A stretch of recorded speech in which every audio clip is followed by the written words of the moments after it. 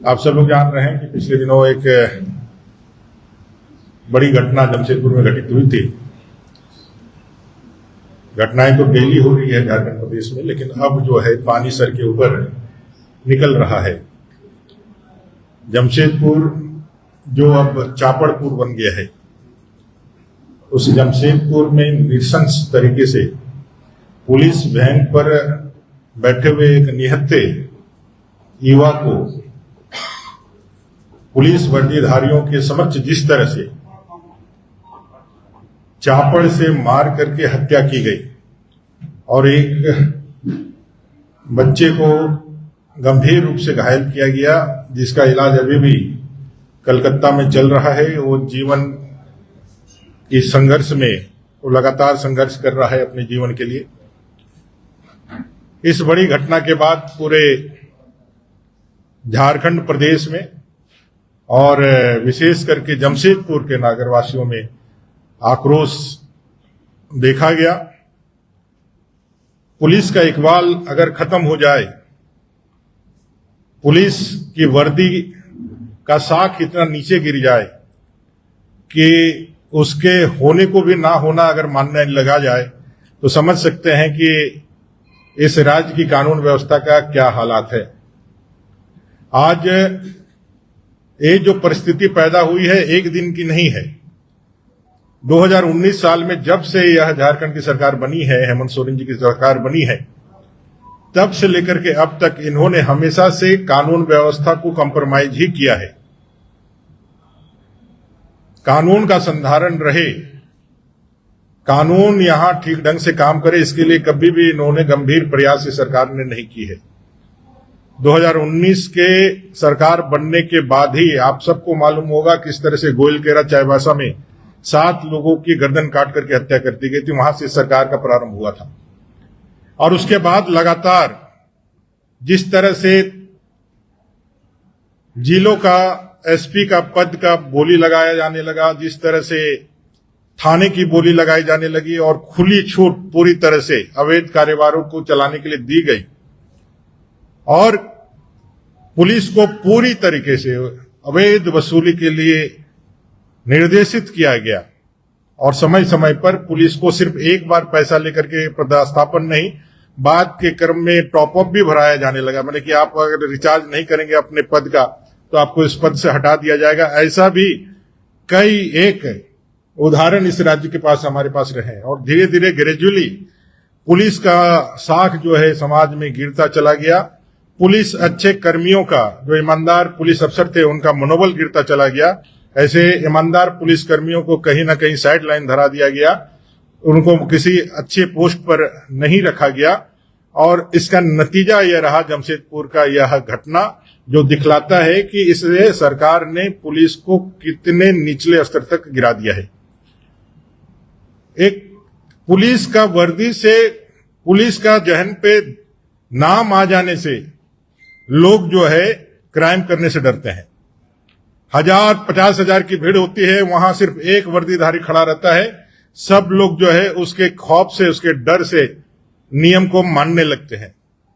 अगर वैसे पुलिस के समक्ष हत्या कर दी जाए, हत्या करने के लिए चापड़ चलाया जाए और पुलिस प्रशासन अभी भी अभियुक्तों को पकड़ने में यदि कामयाब ना हो तो राज्य सरकार की विफलता है। और इसी विफलता और आक्रोश के कारण आज भारतीय जनता पार्टी के प्रदेश अध्यक्ष आदित्य साहू जी के आह्वान पर, भारतीय जनता पार्टी के आह्वान पर जमशेदपुर और आदित्यपुर जो हमारा निगम क्षेत्र है, जो क्रमशः जमशेदपुर जिला और सरायकेला जिला के क्षेत्र में पड़ता है, एक दिन के बंद का कॉल हुआ था। कल हम लोगों ने ऐतिहासिक मशाल जुलूस भी किया और आज स्वतः स्फूर्त बंद को समर्थन जिस प्रकार से उस लोह नगरी में अपने नागरिकों का मिला है, जिस तरह से कंपनियां भी इसमें सहयोग की है, जिस तरह से तमाम प्रतिष्ठान, व्यवसायी से लेकर के ठेला खोमचा वाला भी और हर एक नागरिक ने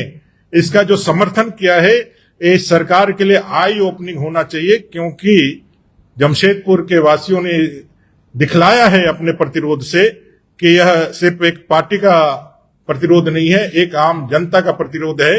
उस जमशेदपुर जिसकी ख्याति लोह नगरी के रूप में है, एक शांतिपूर्ण व्यवस्था के साथ चलने वाली है, वहां हर दिन चापड़ के साथ घटना हो रही है।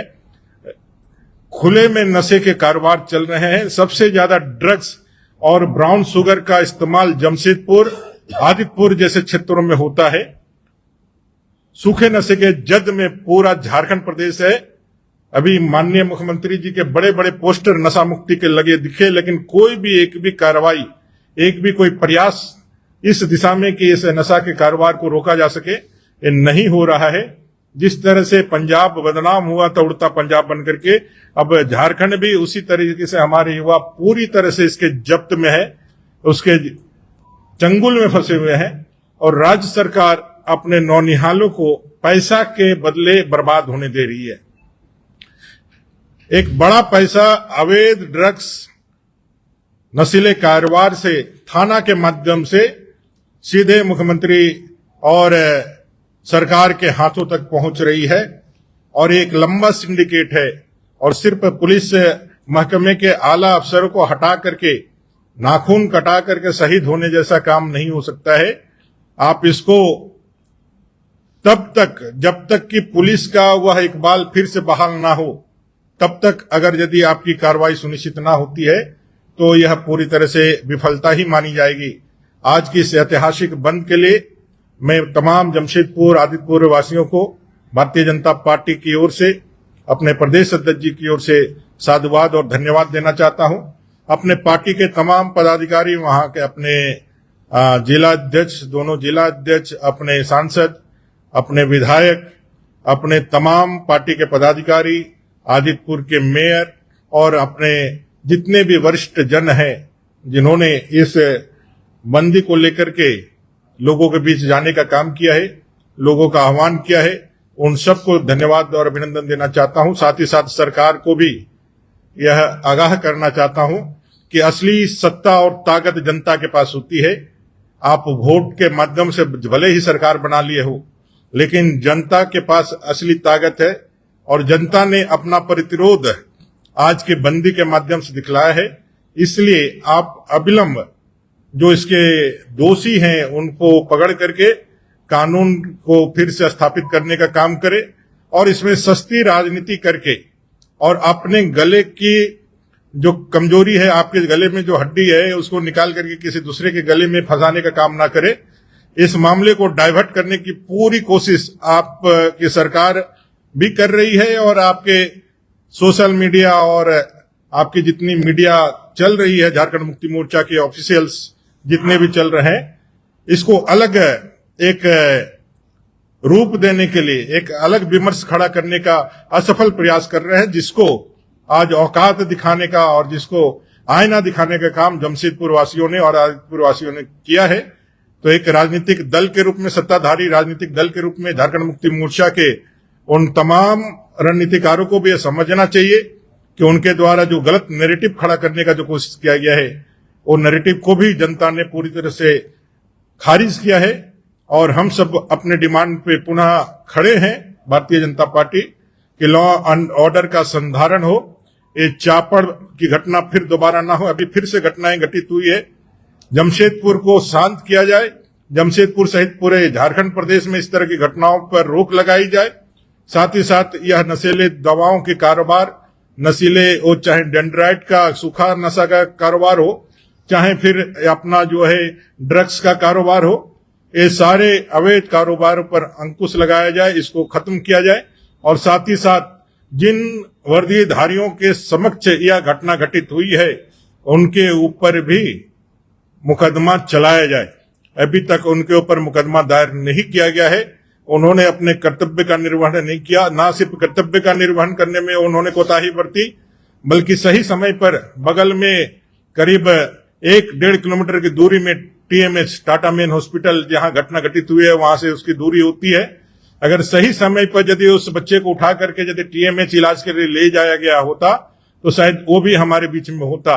उसमें भी पुलिस ने लापरवाही दिखाई है, उसने भागने का काम किया है। अगर यदि वो सही समय पर एक्ट करती तो वह बच्चा बच सकता था। ऐसे कई एक लापरवाही पूर्ण गंभीर रूप से जो कृत्य है इस सरकार के अधिकारियों ने किया है, और पूरी जिम्मेवारी जो है उस हत्या की इस राज्य सरकार की है और राज्य सरकार को यह जिम्मेवारी मानते हुए, इसको एक्सेप्ट करते हुए आगे निर्देशों पर गलत कार्रवाई ना करते हुए दोषियों पर कार्रवाई करके आगे बढ़े। भारतीय जनता पार्टी इस आंदोलन को और झारखंड में कहीं पर भी जो भी घटनाएं हो रही है उसके साथ अपने आप को खड़ा रखते हुए एक विपक्ष के रूप में हमारी जो भूमिका है उसके निर्वहन के लिए तैयार है और यह आंदोलन सड़क से सदन तक चलेगा। फिर एक बार अंत में जमशेदपुर वासियों को, आदित्यपुर वासियों को और अपने भारतीय जनता पार्टी के सभी पदाधिकारियों को धन्यवाद देते हुए कि आप लोगों ने इस ऐतिहासिक बंद को सफल बनाया है। आपके सफलता से इस राज्य सरकार को पिछले 7 साल में जो राज्य सरकार का अहंकार था, उस अहंकार को पहली बार जनता ने इसको आईना दिखाने का काम किया है, तोड़ने का काम किया है। ये राज्य सरकार अगर इसको यदि पॉजिटिव लेती है तो अपने में सुधार करके झारखंड और झारखंडियों के जीवन के जान माल की रक्षा करेगी, और यदि इसे नेगेटिव में लेती है तो यह और भी ज्यादा क्रूर और अहंकारी होगी। और इस क्रूर शासक से, इस अहंकारी शासन से लड़ने के लिए भारतीय जनता पार्टी हमेशा तैयार है और आगे भी हमारी लड़ाई सड़क से सदन तक चलेगी। धन्यवाद।